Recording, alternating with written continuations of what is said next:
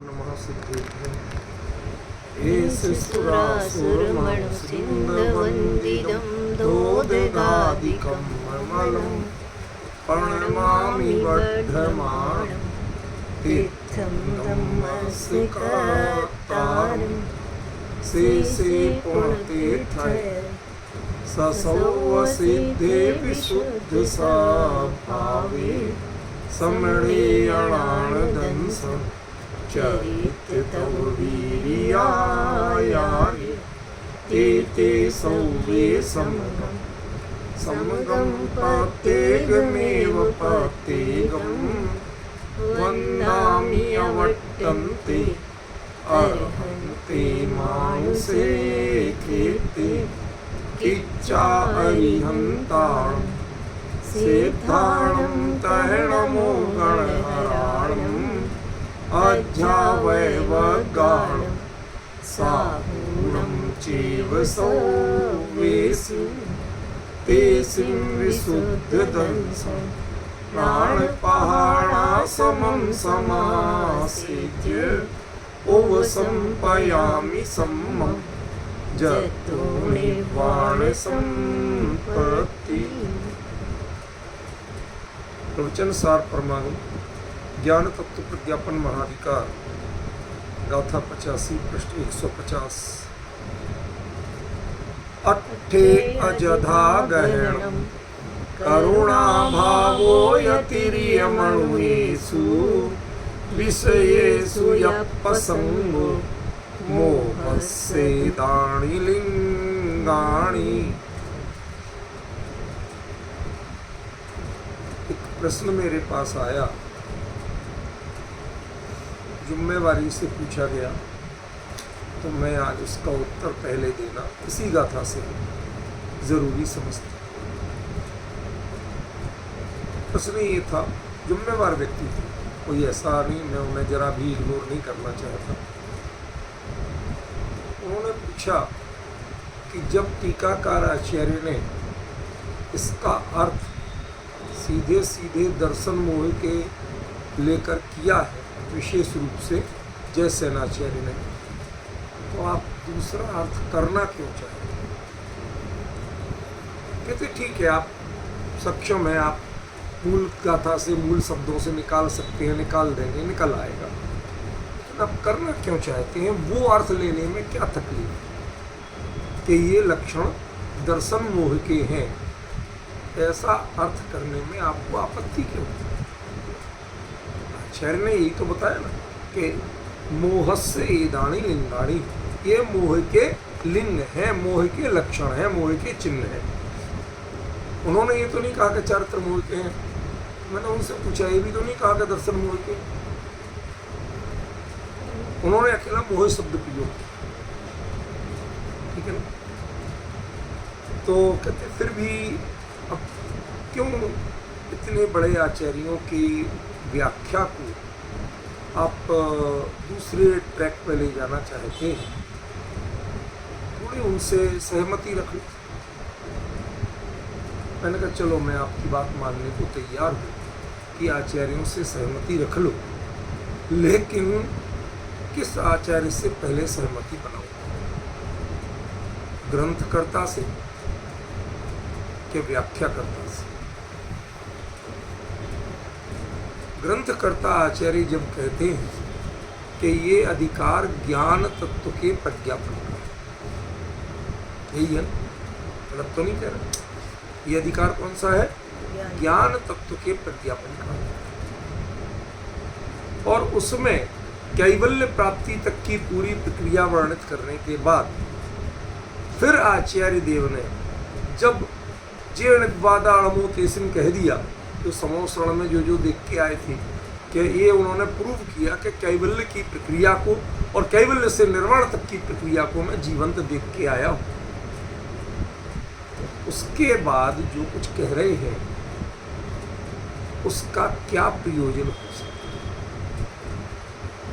हमने कहा कुछ कुंद कुंद की भी सुनोगे कि सारा कुछ टीकाकारों की ही सुनोगे? मेरी बिल्कुल मत मानो, मैं बिल्कुल जिद ही नहीं करता, मेरे को कोई आग्रह नहीं। मुझे थोड़ी सी जो सावधानी रखनी है या चिंता करनी है कि कुंद कुंद ने जो मूल में कहा, जो उनका तारतम्य चल रहा, कहीं वो तो नहीं टूट रहा, हम कहीं उससे भिन्न दिशा में तो नहीं जा रहे। हमारी चिंता का विषय ये, ठीक है। तो अभी दो गाथे ही पहले तो उन्होंने कहा था, ऋग्वादाते लमूते से कहा था कि नहीं कहा? किच्चा तदोपदेशम ऋग्वादाते लमूते। तो जो सभ्य भी अरिहंता तेण विधानेन खविद कम्मंसा, सभी अरहंत इसी प्रकार से कर्मों का क्षय करने वाले हुए, वैसा ही उन्होंने अपने जीवंत स्वरूप से समझाया और उसके बाद निर्वाण को प्राप्त हुए। उन सभी को मेरा नमस्कार है। जब ये बात बोली आचार्य कुंद कुंद ने, तो मैंने उस समय क्या कहा था, ये गाथा इसकी एक्चुअली इस अधिकार की फाइनल गाथा, जो चरम उत्कर्ष तक पहुंचाना था वो सब पहुंचा। उसके भी पहले जो अरहंतों के बारे में गाथा आई थी, जो जानदी अरिहंत दव्वत्त गुणत्त पज्जयते सो जानदी अप्पाणम मोहो खलु जादी तस्लय, एक्चुअली तो बात वहां पूरी हो गई। उसके बाद जितनी गाथाएं चली वो गाथाएं हैं कि जीव को इतना सब यदि जान भी लिया तो उसे क्यों नहीं होता है, इस रास्ते पे क्यों नहीं चल पाता, समझ गए? वो गाथाएं उसका उत्तर थी। और उसके भी अंत में उन्होंने कह दिया कि मैं तो लेकिन पूरी बात देख के आया हूं। क्या देख के आया हो? कि मैं अरहंतों को होते देख के आया हूं, उनके उपदेश को, उनके जीवंत रूप को देख के आया हूं और उनको निर्वाण होते देख के आया हूं। मैंने तो सारी मोक्ष की असली पद्धति को जीवंत देख लिया। उसके बाद क्या प्रश्न होना चाहिए कि महाराज आपको चौथा काल भी मिल गया, केवली का सानिध्य भी मिल गया, तीर्थंकर केवली का, वो भी सामान्य केवली का, और आपने कैवल्य से मोक्ष तक की प्रक्रिया को भी देख लिया। फिर आप में वो प्रक्रिया घटित क्यों है? यही और क्या बात आएगी मुझे ये बताओ। मैंने पूरा आपको पिछली 15 गाथाओं को करीब शॉर्ट में समराइज कर दिया कि इनमें क्रम क्या था। तो क्या आप आचार्य कुंद कुंद में मोह के चिन्ह, दर्शन मोह के देखना चाहते हो? आपको कोई संभावना लगती है जो उनको ही छायक सम्यक दृष्टि आप सिद्ध कर सको? वो छायक सम्यक दृष्टि जीव यदि उसके कोई मोह के चिन्ह बचेंगे तो कौन से मोह के बचेंगे? दर्शन मोह के या चरित्र मोह? भाई बताओ, शांत मन से सोचो। उनके दर्शन मोह के छह के तो कितने प्रमाण दिए? आचार्य ने दिए, मैंने तो खाली उसका अर्थ किया ख्याल में। तो वो सब दिए, उसके बाद वो मोह के लिंग बता रहे हैं। तो कौन से मोह के बता रहे हैं? ये प्रकरण किसका है? खरेखर केवली का प्रकरण है। जो जानदी अरिहंतम पे बात पूरी कर चुके थे। फिर बाद में उन्होंने कहा कि ये जीव ऐसा जान क्यों नहीं पाता अरिहंत को द्रव्य गुण पर्याय से। तो उन्होंने 5-7 गाथाओं में समझाया कि भाई इस कारण से नहीं जान। और फिर वापस वो वहीं पहुंच गए कि मैंने सभ्य भी अरिहंता तेन विधानेन खविद कम्मंसा किच्चा तदोपदेशम। मैं यदि कोई बात कह रहा हूं, कैवल्य का प्रक्रिया का वर्णन कर रहा हूं, तो मैं तो जीवंत देख के कर रहा हूं, किसी की कही सुनी बातें नहीं की। मेरे सामने वो निर्वाण को प्राप्त हुए, मैं उन्हें नमस्कार। तो प्रश्न तो करेंगे कि अच्छा एक सम्यक दर्शन भी आपको हो गया, ठीक है ना, और आपने सारी कैवल्य की प्रक्रिया भी देख ली थी। तो विदेश क्षेत्र से भरत क्षेत्र में आई क्यों? चौथे काल से पंचम काल में आई क्यों? वही प्रक्रिया पूरी करके आप भी निकल लेते।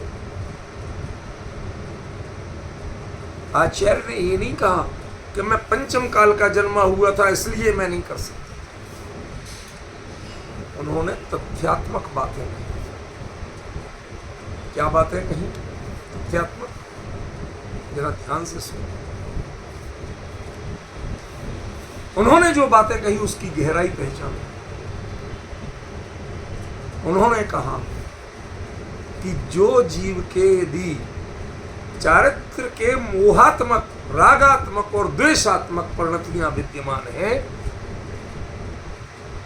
शब्द ध्यान देना, बहुत सावधानी से बोल रहा हूं, न पातो। चारित्र की मोहात्मक, रागात्मक और द्वेषात्मक परिणतियां विद्यमान है, वो जीव देख कर जान कर के भी जब तक ये परिणतियां हैं तब तक क्षपक श्रेणी नहीं है। उन्होंने क्षेत्र और काल का दोष नहीं बताया।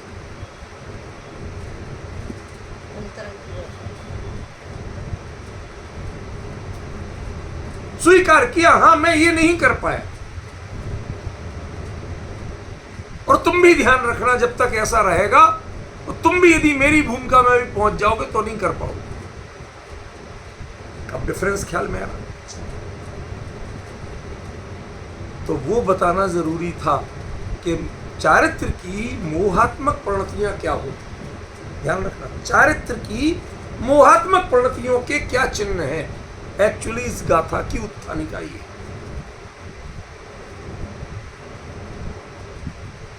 या तो ये कहो कि ये मुक्तक काव्य, हर गाथा अलग अलग है, किसी का किसी से कोई लेना देना नहीं, ये ग्रंथ ही नहीं है, ये संकलन है, या कुंद कुंद के जो मन में आई सो कह दिया। समझ गए? या तो ऐसा कह दो, तब तो आपकी बात मानी जा सकती है। लेकिन यदि ये ग्रंथ मानते हो, हर गाथा एक दूसरे से अनुस्यूत है, जुड़ी हुई है, जो अधिकार है उसमें उसी विषय का वर्णन है, विषयांतर का वर्णन नहीं है, तो फिर ये बात आप कर कैसे सकते हो? मुझे तो ये बताओ। कुंद कुंद जैसे क्षायिक सम्यक दृष्टि के जीवन में दर्शन मोह के लिंग आप ढूंढो कैसे? आपकी हिम्मत कैसे हुई ढूंढने की? आपके मन में ये भाव कैसे हो? इनको हम सामान्य रूप से दूसरी तरह अर्थ करके दर्शन मोह के लिंग भी बता सकते हैं। मैं मानता हूं ज्यादा कठिन नहीं, क्योंकि मोह है ना, जो मोहपना है वो श्रद्धा और चारित्र दोनों में होता है। श्रद्धा का नाम मोह नहीं है, चारित्र का नाम मोह नहीं है। श्रद्धा जब मोहित होती है तो उस मोहित होने का नाम मोह है, उसके कारण उसे दर्शन मोह कहते हैं। और जब आपका चारित्र अपने लक्ष्य से हट करके मोहित होता है तो उसका नाम चारित्र मोह है। यदि आप लोगों को, जो श्रोता है, सभी को ऑनलाइन ऑफलाइन खुली छूट दे रहा हूं, मेरी बात मेरे कहे जबरन मत मानना। आप यदि कन्विंस नहीं हो तो आप बिल्कुल विरोध कर सकते, पर पहले सुनना। गुरुदेव एक दृष्टांत देते थे कि कोई नमक की डली या मछली की गंध की टुकड़ा वो नाक में रख के और नमक की डली मुंह में रख के किसी मिश्री का भी स्वाद ले तो उसे मिश्री का स्वाद नहीं। मछली की गंध का टुकड़ा नाक में रख के और गुलाब की खुशबू सूंघे तो उसे गुलाब की खुशबू नहीं आती। ऐसे किसी पूर्वाग्रह को रख के आप ये चर्चा सुनेंगे तो कभी समझ में नहीं। मैंने आपको खुली छूट दी आज। उन सज्जन का जो फोन आया उनको भी दी और आप सबको दे रहा हूं। मेरा आप पर कोई शर्त नहीं है, एग्रीमेंट नहीं है, बंधन नहीं है कि आप लोग मेरी बात माने। आप में से अधिकांश को किसी को मैं निजी तौर से परिचित भी नहीं हूं। आपको लगता है अच्छा, आप सुनते हो, ये बात जुदी है, लेकिन मेरा आपसे कोई स्वार्थ नहीं है। समझ में आया? और आज आपको खुली छूट दे रहा हूं कि आपको पसंद नहीं आए, उचित नहीं लगे, नीति संगत नहीं लगे, प्रकरण संगत नहीं लगे, तो आप खुल के विरोध कर सकते हैं। यहां साहब आप गलत कह रहे हैं, हम नहीं मानते, लिख के दे सकते हो मुझे, लेकिन सुनोगे तो सही। सुनिए, क्या इस प्रकरण में, कैवल्य के प्रकरण में, कैवल्य की साधना के प्रकरण में, क्या दर्शन मोह का रोल हो सकता है? कैवल्य की साधना महाव्रत से ऊपर गुण स्थान जब होने को होता है, उसके पहले नहीं होता। जो स्वस्थान से सातिशय प्रमत्त संयत के लिए छटपटा रहा हो, प्रयत्नशील हो, कैवल्य की साधना वहां से होती है, उसके पहले नहीं होती। जो बाहरी संग से ही मुक्त नहीं हुआ, वो कैवल्य की साधना क्या करेगा? संग माने परिग्रह। जो बाहरी संग से जिसका चित्त मुक्त नहीं है, वो कैवल्य की साधना करेगा तो करेगा कैसे? समझ में? ये अधिकार कैवल्य की साधना का। तो कैवल्य की साधना में निसंगों का काम है, ससंगों का काम नहीं।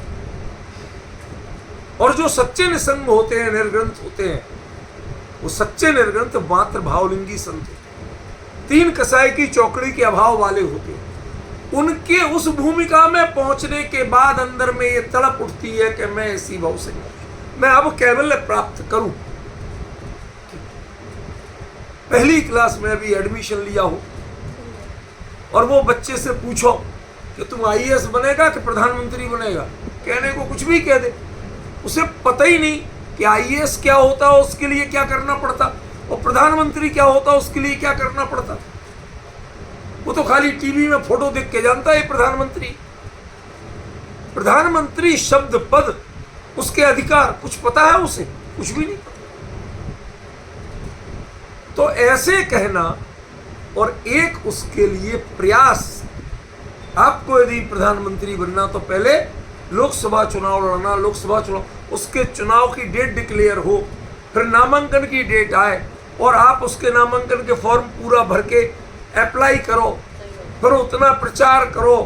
वो सारी प्रक्रियाएं जहां वर्णित हो रही हो, वहां क्या पहली क्लास का विद्यार्थी चलेगा? क्यों? उसमें कभी प्रधानमंत्री बनने की प्रक्रिया में एक आ जाएगा कि आप कक्षा 1 पास होना चाहिए? ये आप बताइए ना। ये कभी नहीं कहा जाएगा। उसमें तो उस लेवल के ऊपर की बात की जाएगी। जो सामान्य पात्रताएं वो पूरी हैं, उसके बाद तब उस, यदि वो पात्रताएं पूरी नहीं है तो कोई उसे चुनाव में खड़े होने की बात तक नहीं बताए। तो चुनाव लड़ने का ही पात्र नहीं। जो विक्षिप्त हो, पागल हो, समझ रहे हैं, या राष्ट्रद्रोह का अपराधी हो, वो भारतीय संविधान के अनुसार चुनाव लड़ने का पात्र नहीं। मुकेश जी है कि नहीं है? और यहां हम उसे चुनाव लड़ने की प्रक्रिया समझा रहे हैं। इसका मतलब है कि ये खराबियां उसमें नहीं होती तो उसे पहले ही बाहर कर देते। भाई तुझे क्या समझा है, तू क्या पूछ रहा, तू क्या दिमाग लगा रहा, तू खड़े ही नहीं हो सकता। प्रधानमंत्री बनना तो बहुत दूर की बात। तो जो उसके लिए सुपात्र हैं, और सुपात्र होने के बाद जो उसकी प्रक्रिया क्यों नहीं कर पा रहे, क्योंकि हमें पता नहीं। आप हर बार करते हो लेकिन हर बार चूक हो जाती है। आप मदन लाल धरती पकड़ बने हुए, अभी तो नहीं, पहले ये भारत में मदन लाल धरती पकड़ नाम से एक व्यक्ति था। वो जानता तो सब था, तो म्युनिसिपैलिटी से लेके और प्रधानमंत्री तक के सबके चुनाव लड़ता। समझ में? सबके चुनाव लड़ता था, सब जगह नामांकन करा आता था, हर जगह जमानत जब्त करा के बैठता था। क्यों? कहते मेरा उद्देश्य प्रधानमंत्री बनना था ही नहीं, मेरा उद्देश्य तो काउंसलर बनना भी नहीं था, मेरा उद्देश्य तो सब जगह मेरा वो बैलेट पेपर पे हर जगह नाम छपता है, लोग जानते हैं, कहीं निकलता हूं सब कह रहे हैं हमारी साहब धरती पकड़ जी क्या हाल चाल है, और अब की बार कौन सा चुनाव, इस मनोरंजन के लिए। उसकी जानकारी के बाद वह चुनाव यदि लड़ने में गंभीर होता, प्रधानमंत्री बनने में गंभीर होता, तो वो बाकायदा किसी न किसी पार्टी का सदस्य बनता, जिसका रोल होता उसको बहुमत दिलाने में, विजयी बनाने में, सांसद बनाने में।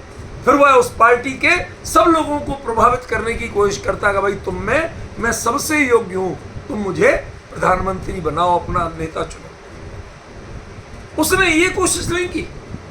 उसने जितनी कोशिशें की कि हर बैलेट पेपर पे मेरा नाम और फोटो छपना चाहिए। किसका प्रत्याशी था? मान कषाय का प्रत्याशी। वो प्रधानमंत्री पद या किसी पद का प्रत्याशी नहीं था। डिफरेंस समझ रहे? तो आप इन गाथाओं के लिखने वाले आचार्य कुंद को क्या समझते? वो यहां पर जो बात कह रहे हैं किस लेवल की कह रहे हैं कि please do analyse your self, your process. आपने जो प्रक्रिया की, जो प्रयास किया, उसको एनालाइज करके बताओ कि भगवान आप क्यों नहीं सफल हुए। अब लोग कहते हैं भाई साहब जातीय समीकरण मेरे पक्ष में नहीं थे, हमारे लोगों ने भितरघात किया था, दगाबाजी की थी, पैसे लेके भाग गए लेकिन वोट नहीं दिया। अब डिफरेंस समझ रहे ना? वो एनालाइज करने में हम बाहरी कारण गिनाते। आचार्य ने मेरे अंदर चारित्र का जो मोहपना था, जिसको मैं मोह रूप में नहीं पहचान रहा था, मैं उसे चारित्र के रूप में पहचान। बहुत शांति सुनना, बहुत गंभीर विषय है। मैं उसे चारित्र के रूप में पहचान रहा था, मोह के रूप में नहीं पहचान। 84 पहाड़ लिखना ये मुझे मुनि धर्म का अनिवार्य कर्तव्य लग रहा था।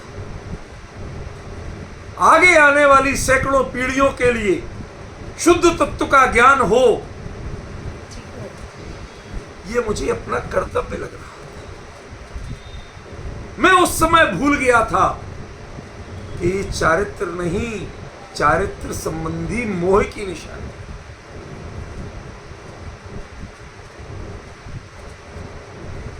मेरे अंदर बहुत करुणा भाव उमड़ता था।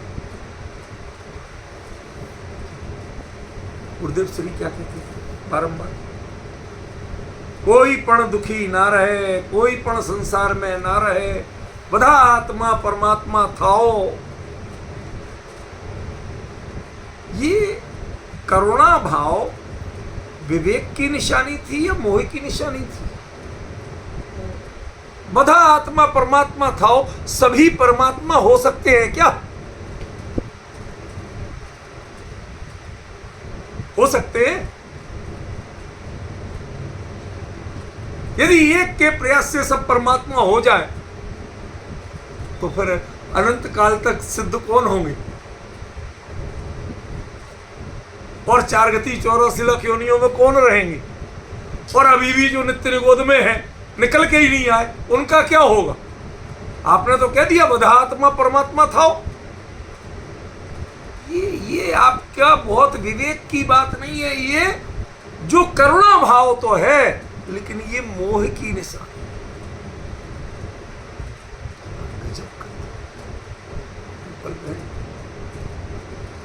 पहले तो चारित्र संबंधी मोह को मोह रूप में नहीं पहचान, अट्ठे अजधा गए।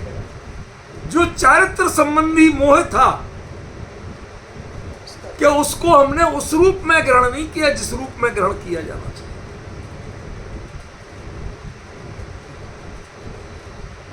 अंदर गेहूं की खेती लगाई आप और चारों ओर कांटेदार बाड़ लगाई, लगाते कि नहीं लगाते?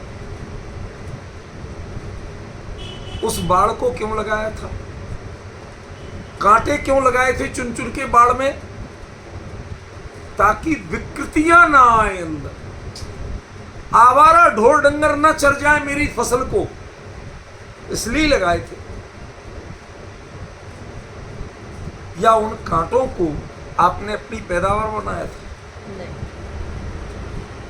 आप सूखी झाड़ियां लगाते हो, ध्यान है आपको? कांटे के हरे पौधे नहीं लगाते हो जो बढ़ सके।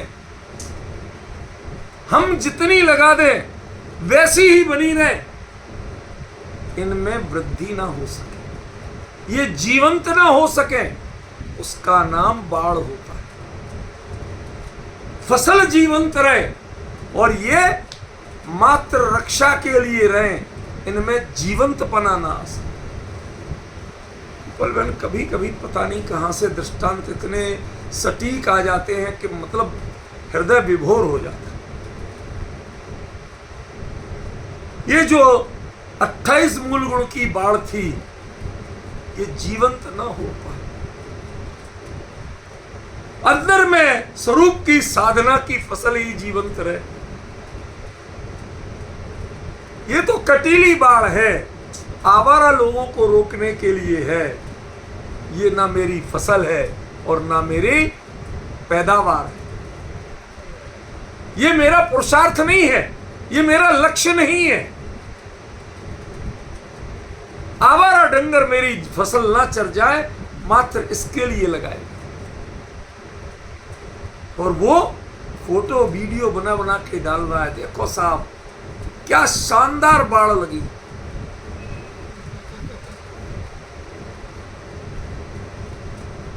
कितने लेयर के सुरक्षा इंतजाम किए।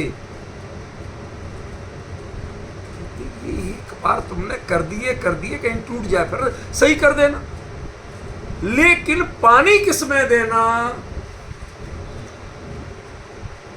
फसल में देना कि बाढ़ में देना? फसल।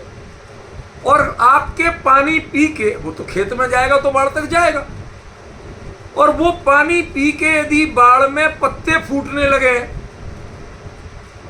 तो खतरा है कि नहीं? खतरा।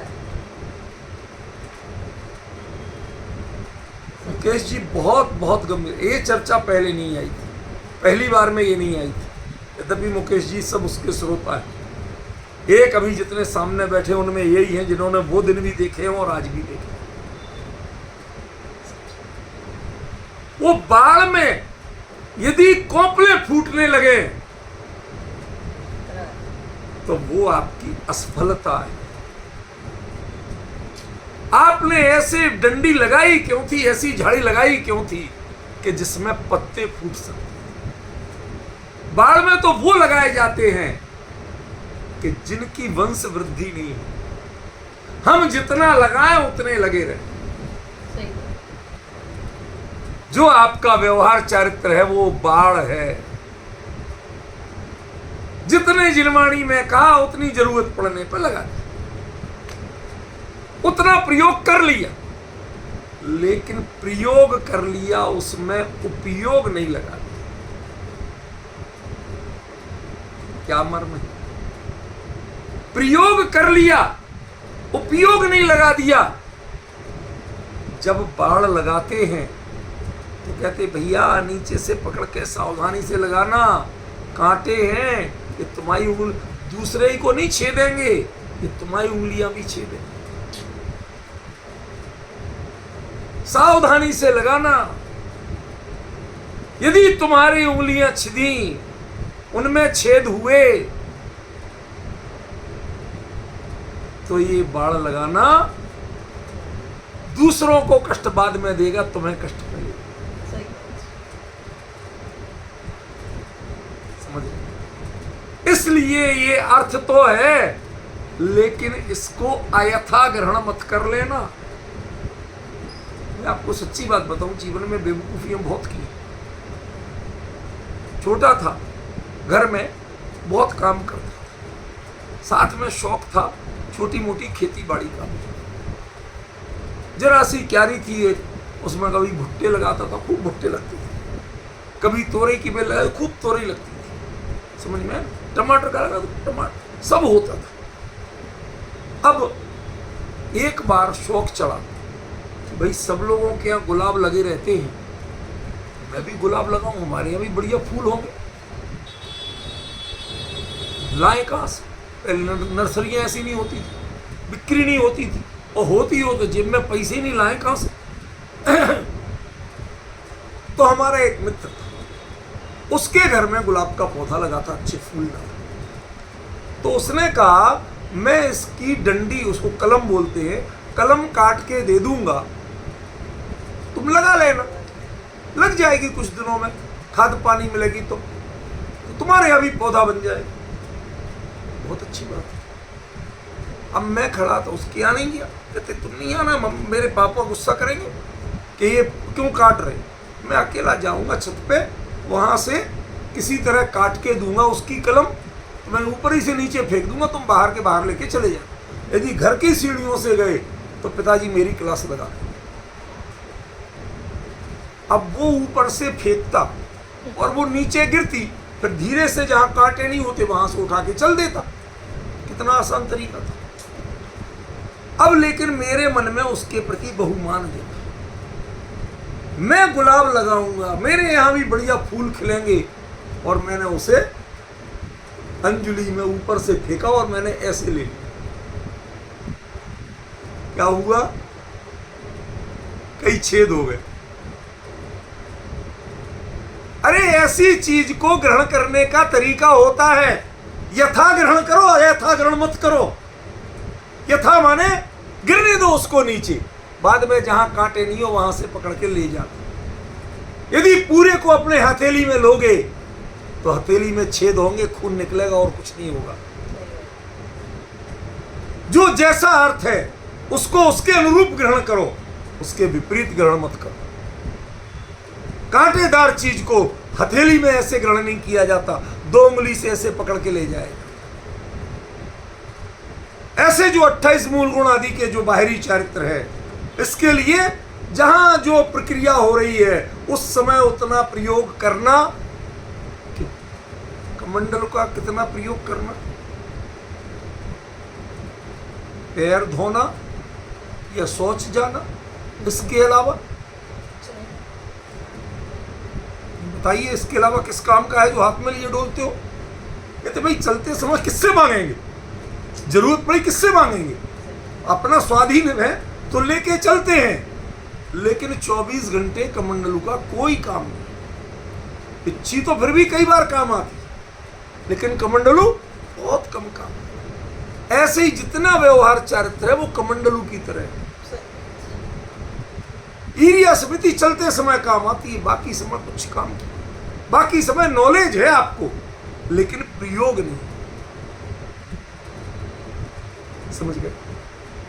तो ये जितना व्यवहार चारित्र है ये बाढ़ की तरह है, इसमें कोपले मत फूटने दीजिए। इसमें यदि जीवंतता आई, आपके परिणामों में ये जीवंत होने लगा, इससे आपको गर्व का अनुभव होने लगा, हर्ष का अनुभव होने लगा, इसमें भी पत्ते और फूल खिलने लगे, तो माफ करना, जितने पत्ते और फूल खिलेंगे वो खाद और पानी आपकी फसल का लेंगे। इसलिए इनको बाढ़ पे लगा रहने दो, लेकिन इनमें पत्ते और फूल मत खिलने।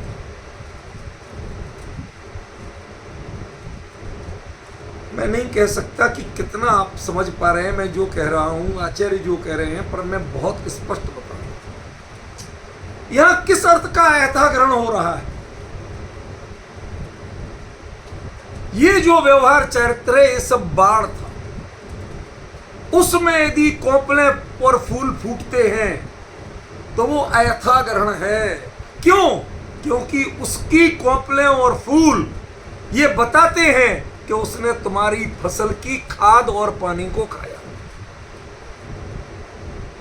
वो फसल खाद और पानी का हकदार वो फसल थी, ये झाड़ियां नहीं थी। समझे? इन झाड़ियों में, उन झाड़ियों को आपको पकड़ना भी नहीं, लगाई है आपने, लगी रहे, इसका ध्यान रखना। कहीं टूटने लगे तो फिर से सही कर देना, सही बात। वो सब चीजें अलग हैं। लेकिन इनको फसल की तरह ग्रहण मत करना, इनकी फसल नहीं होने दे, इनको फसल नहीं बनने दे, सही। इनको जीवंत नहीं होने दे, इनको आपका उपयोग नहीं खाने दे। क्या कहूं मैं आप, अट्ठे अजधा गहनम। सही बात। आचार्य जो कहना चाहते हैं भाई साहब, मैं ईमानदारी से कह रहा हूं, रंच मात्र भी मैं बताऊं, मैं कुछ नया एक रंच मात्र भी इसका मोह नहीं है, विकल्प तक नहीं। लेकिन जो क्रम से बात आ रही है, जो यहां प्रकरण में घटित हो रही है, वही अर्थ करूं कि किसी के दबाव में आके उनका गुणगान करूं।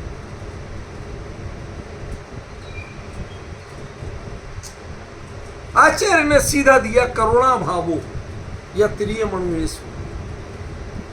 अब टीका में खींच के अर्थ कर दिया गया करुणा, त्रियंचों और मनुष्यों में जो मैंने करुणा का अभाव किया, करुणा अभावो, ये भी संधि तो कर ही सकते हैं ना। अब बताओ मैं क्या कहूंगा। मुनि धर्म में करुणा का अभाव होता है कि करुणा भाव होता है?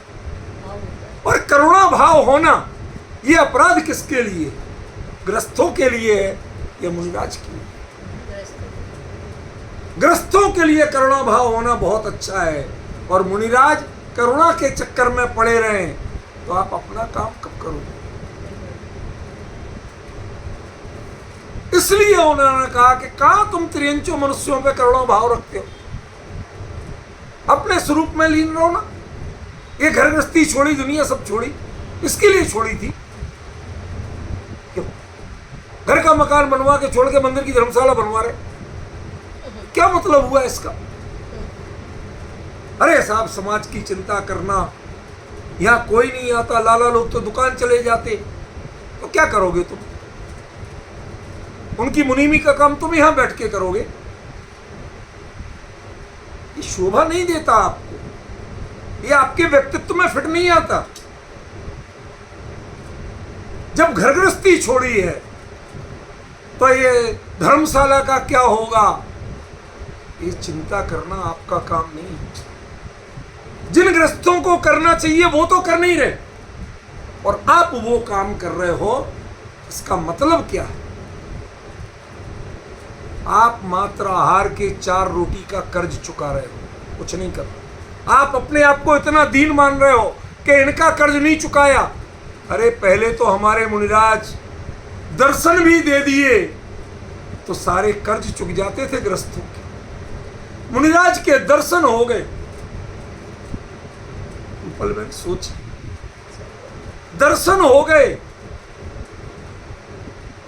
सारे कर्ज चुक गए। महाराज आपके दर्शन, ये मुद्रा, ये वैराग्य की मुद्रा, जीता जागता मोक्ष मार्ग, और उस पर से कदाचित धर्म वृद्धि का आशीर्वाद मिल गया तो क्या बताएं, फिर तो हमारी लॉटरी खुल गई। और उससे भी आगे जाके कहीं आहार दान आदि का सौभाग्य मिल गया तो फिर तो नाचो गाओ वाली बात आ गई। ये हमारे लिए शोभा देता है।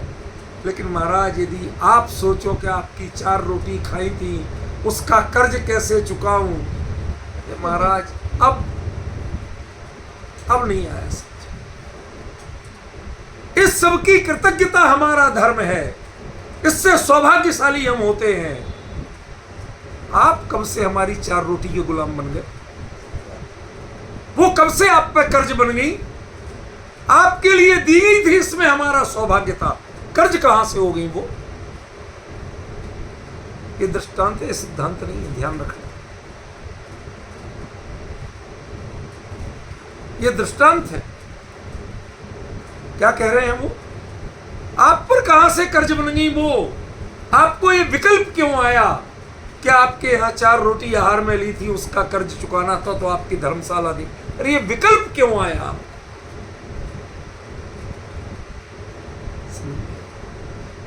आप हम पर ऐसी करुणा मत करिए कि हम तो दुकान धंधे में कमाई में लगे रहे और आप हमारी धर्मशाला देखते हैं। ऐसी करुणा मत करिए। करुणा करना ही है। महाराज कभी कभी दर्शन दो, कभी अपनी मंगलवाणी सुना दिया करें। और आचार्य सुनाने आने लगे तो कुंद कुंद कहते करुणा भावोत्तरीय मणियसु मोहस्य एदानी लिंगाणी, ये तेरे मोह के। अब समझ में आ रहा कि मुनि धर्म क्या है, कौन केवल्य के पात्र बन सकते हैं। आचार्य कह कुछ और रहे हैं और हम अपनी जिद में, आग्रह में बहस कुछ और कर।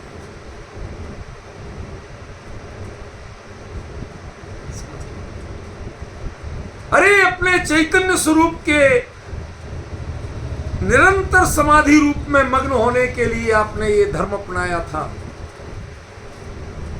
नहीं रह पाए उसमें, और आवागमन आदि के कोई प्रसंग बने तो उसमें आपने त्रिय मणुयसु करुणा भावो करना, लेकिन उस करुणा भाव की बाढ़ में कहीं एक कौपल ना फूट जाए, ये ध्यान रखना। मुनिराज को कहीं टिकना नहीं। 4 के 4 महीने आप विश्वास नहीं कहोगे उन्हें उपसर्ग कहा जाता मुनि धर्म। क्यों? 4 महीने ग्रस्तों की संगति में रहना, गांव या नगर के किनारे किसी बसतिका में रहना पड़ता है,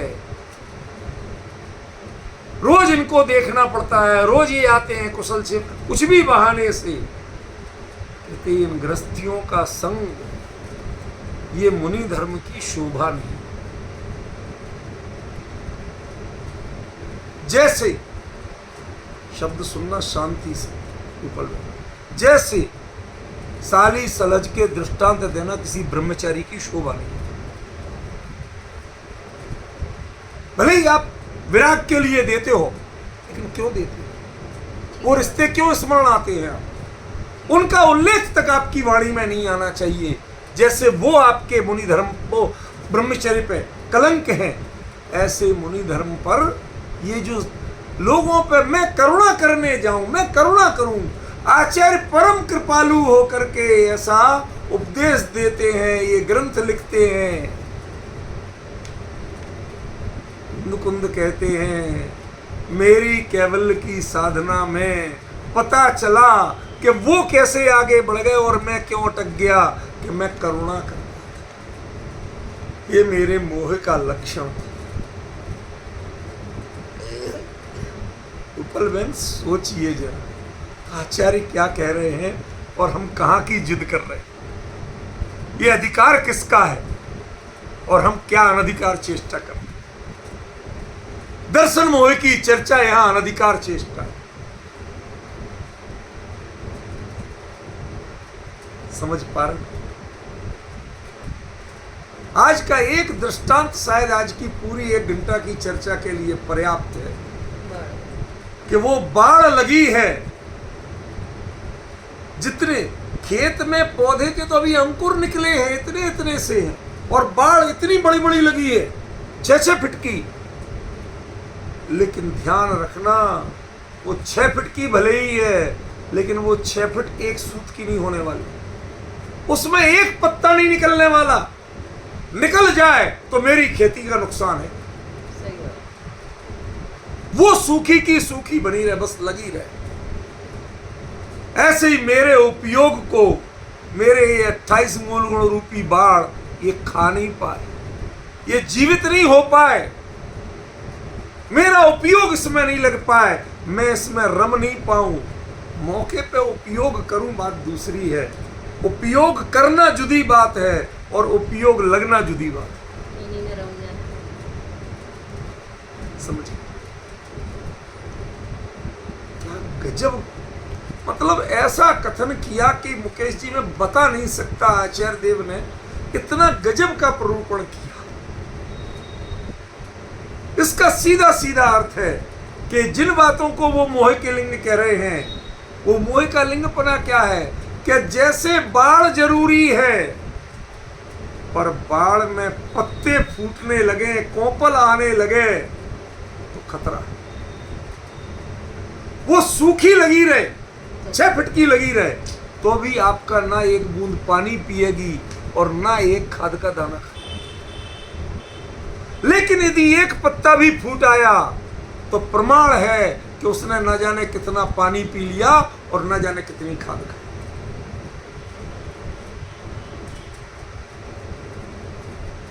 समझ में आ रहा है रूपल में? इससे आचार्य, ये है मोह के लिंग। तुम्हारे खेत में बाढ़ पनप गई,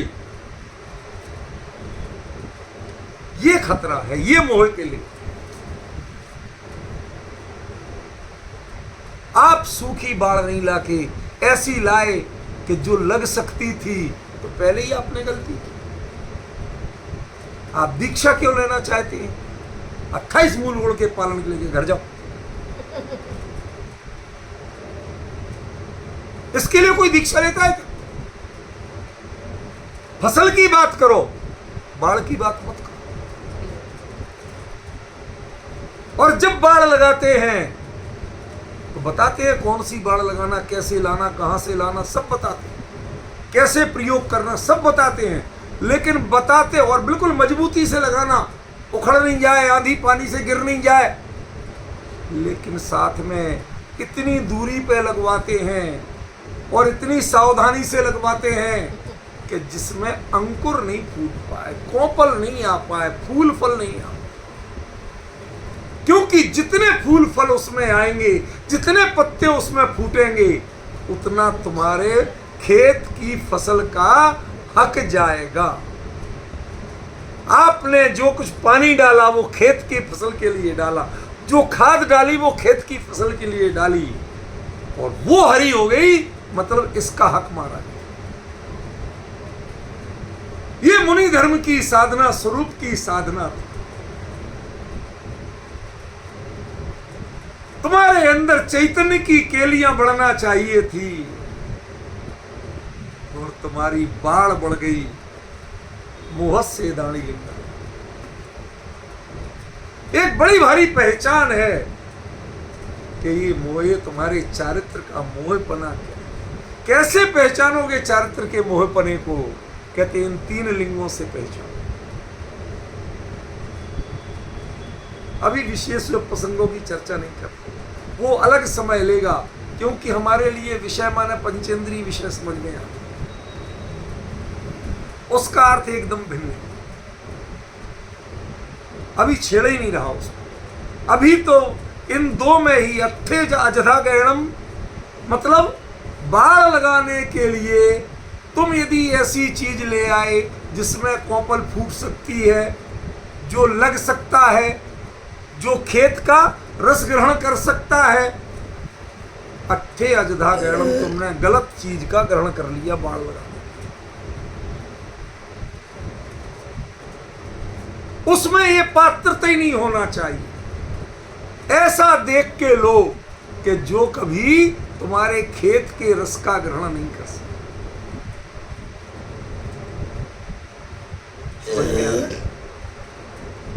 और यदि आपने ऐसे ग्रहण कर लिए बाढ़ लगाने के लिए कि जो खुद फल फूल सकते हैं, तो भाई साहब तुम्हारी खेत की फसल नष्ट, वो सूखेगी और ये बढ़ेंगे। समझ? कई बार एक और चीज हो,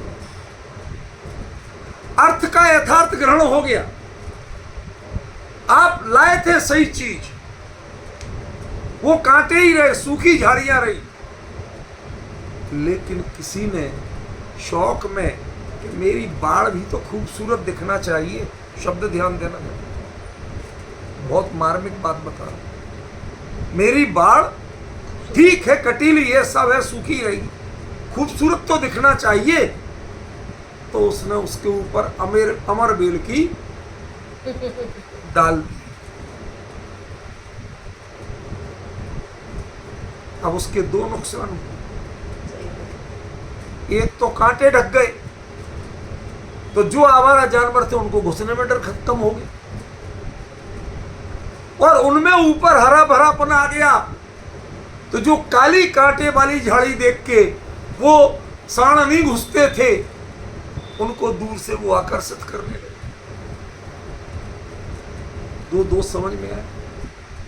हमने भी मुनि धर्म के संयम के उपकरणों में आकर्षण ढूंढना शुरू कर दिया। कितने साल दीक्षा को हो गए, ये सब अमरवेल है। ये बाड़ में लगने वाली अमरवेल है। ये कितना क्या कौन सा दीक्षा दिवस है? जन्म दिवस तो अभिशाप ही है, जो मनाते हैं वो घोर मिथ्या दृष्टि। कम से कम मुनि धर्म पे आके, जो जन्म मरण का नाश करने के लिए जो धर्म है, उसमें आके जो जन्म दिवस मनाते हैं, वो तो कहने की बात नहीं है, उनकी चर्चा करना गुनाह लगता है। मैं तो उसकी चर्चा कर रहा हूं कि जो कोई दीक्षा दिवस की भी क्या गिनती करना। एक क्लास में कितने साल हो गए, कितने गर्व से बताते हो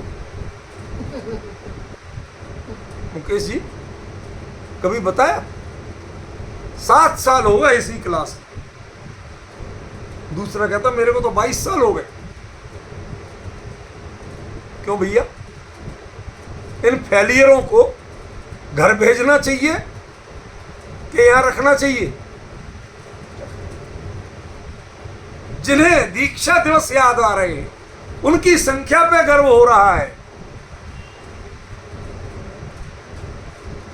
जिन्हें पिच्छी और कमंडल जैसे उपकरणों में मैंने देखा है, ये तो आजकल की बड़ी विडंबनापूर्ण स्थिति है। कमंडलुओं में कलर पुतवाया जाता है, कोई सोने का कलर, कोई चांदी का कलर, कोई काला ही कलर को, कि काला दिखे पर चमकदार तो दिखे। ये सब जो मोह बढ़ेगा, ये तो अमरवेल है। ये झाड़ियों में लगने वाली अमरवेल है। इससे भोगी लोग आकर्षित होंगे आपके। ये आपके जो फैशन रहित था, नितांत भौतिक आकर्षण से रहित जो मुनि धर्म था, उसमें आप भौतिक आकर्षण पैदा करने वाले। लोग पहचानेंगे कि कौन, कि हमारे गुरुजी तो काले कमंडल वाले हैं, तेरे गुरुजी सुनहरे कमंडल वाले हैं, और उनके गुरुजी वो चांदी जैसे रंग के कमंडल वाले हैं, और एक है वो तो लाल कमंडल वाले। अरे मुनिंदराज, कमंडल तो होते थे उनके पास, पर कमंडलों के रंग नहीं होते।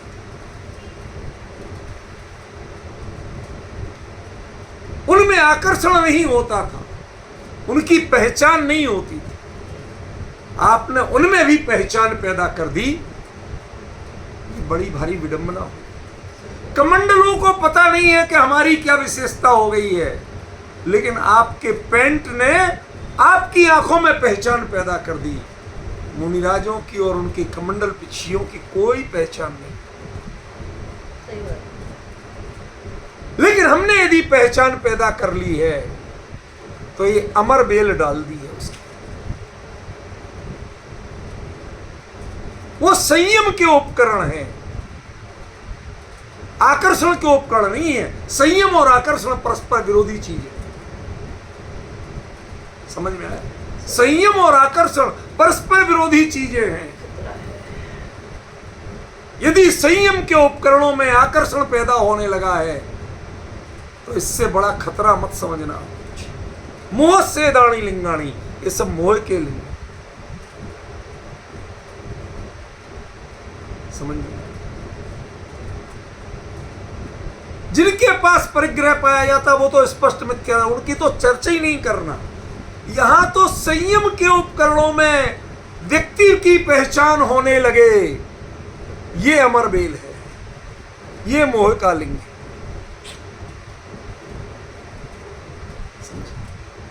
आपको भी लगने लगे कि ये मेरा कमंडल है, और उनको लगने लगे ये उनका कमंडल है, ये बड़े महाराज जी का, ये छोटे महाराज जी का। ये इनसे पहचान होने लगी। ये झाड़ी पर अमरबेल फल रही है। फल रही है, फैल रही है। ध्यान रखना, उसके लिए जड़ डुबोना जरूरी नहीं होती है, वो तो फिजा में से भी नमी सोख लेती है। उसकी जड़ नहीं होती है अमरबेल की, इतनी सी डंडी, इतनी सी रेशा बाल की तरह, वो कहीं डाल दो, वो वहीं आसपास के माहौल की जितनी नमी है, जितनी जीवंत शक्ति है, उसको खींचेगी, जिसकी खींचेगी वहां सूखता जाएगा और ये बढ़ती है। मुनि धर्म में मनुष्य और त्रिंच पे जो करुणा भाव है, ये अमर बेल की तरह है। ये मोह का चिन्ह। अब आप बताइए, आचार्य ने बड़ी करुणा पूर्वक 84 पाहुड़ लिखे। आप बोलो ये चलेगा, लेकिन कुंद कुंद को पहचान होना चाहिए कि आप अभी तक दूसरों को निर्वाण में भेज के वापस क्यों आए, कि मेरे जीवन में, मेरी परिणति में मोह के चिन्ह जीवित थे।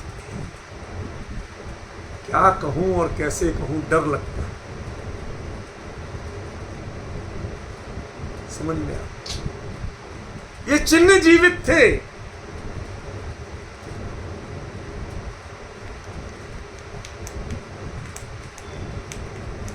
हम देख देख के अभिभूत हों के यहाँ इस फलक पे आचार्य श्री की समाधि हुई थी। ये तुम हो, ये तो चलेगा, लेकिन कुंद कुंद यदि इसकी चिंता करते कि हम ऐसी जगह लें जो सालों बाद भी ठीक ठाक बनी रहे, बड़ा खतरा था।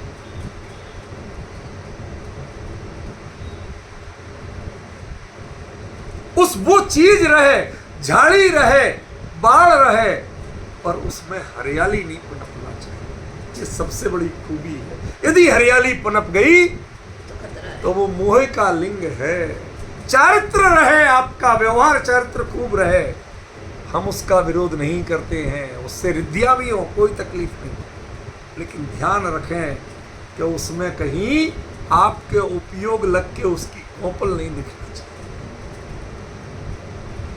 ये मेरी उपलब्धि है, ये मैंने किया, ऐसा भाव आपके मन में कभी नहीं जगना चाहिए। और जग गया तो मोह से दाणी लिंगाई।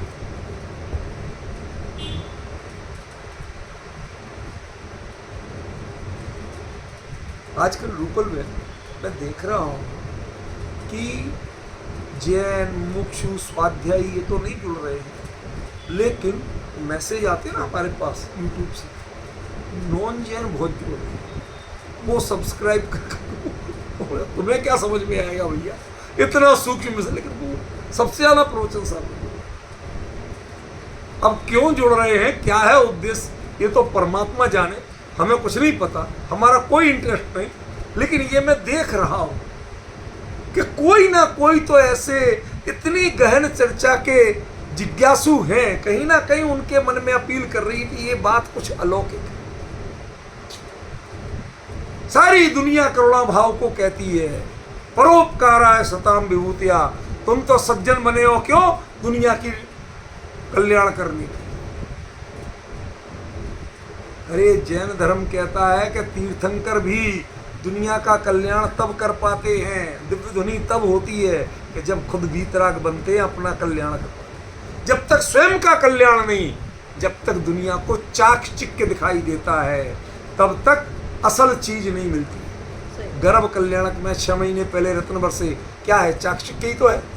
जन्म कल्याणक में ऐरावत पे गए और सुमेरु पर अभिषेक हुआ, इतने बड़े बड़े क्या है, चाक चिक्के है और क्या है। आपका असली व्यक्तित्व तो जब आप समोसण में अनंत के रूप में विराजमान होते हैं और दिव्य ध्वनि खिलती है, उससे लोग अपना हित करते हैं। वो कब कर पाते हो कि जब स्वयं वीतराग बन जाए। एक अंश राग का रहते हुए आप दिव्य ध्वनि के लायक नहीं बन सकते। ये जिन शासन की महत्ता है, इसलिए बाढ़ में कौपल नहीं फूटना चाहिए, वह मोह का लिंग है। यह आज की चर्चा का सार है। अभी ये गाथा चलेगी और कल भी इस पर चर्चा चलेगी। आज का समय